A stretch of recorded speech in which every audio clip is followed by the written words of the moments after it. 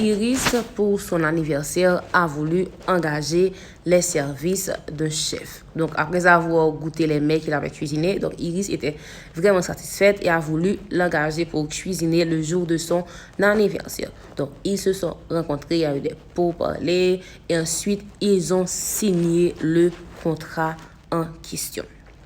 Donc, ce contrat stipulait qu'au jour de la fête, le chef devait se rendre chez Iris pour cuisiner pour elle et ses invités. Aujourd'hui, le chef se désiste et fait savoir à Iris qu'il ne pourra plus venir, mais qu'il enverra son sous-chef, qu'il fait d'ailleurs confiance et qu'il pourra comme lui la satisfaire.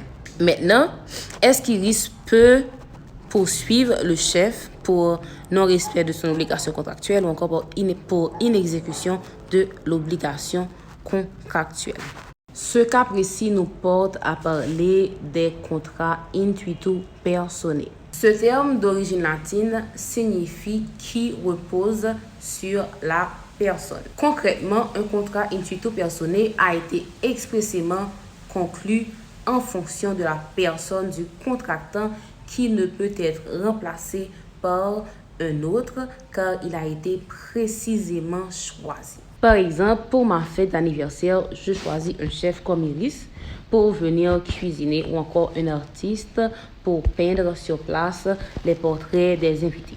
Donc, le contrat se base sur la personne car je les ai choisis pour qu'elles puissent faire leur travail et cela se base sur leurs compétences, ce que j'ai vu que ces personnes peuvent faire. Donc, je veux précisément ce chef-là pour ses compétences. Je veux précisément l'artiste en question pour ses compétences.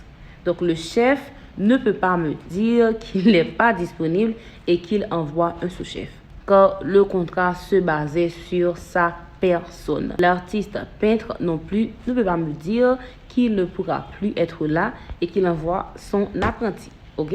Dans ce cas-là, je peux toujours ne pas accepter et les poursuivre pour inexécution de leurs obligations contractuelles.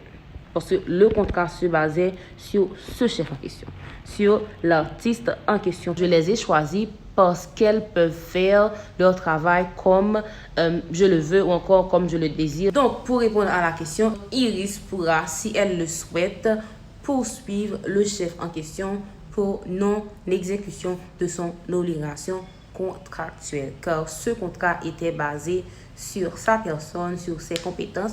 Donc, c'est un contrat intuitu personae.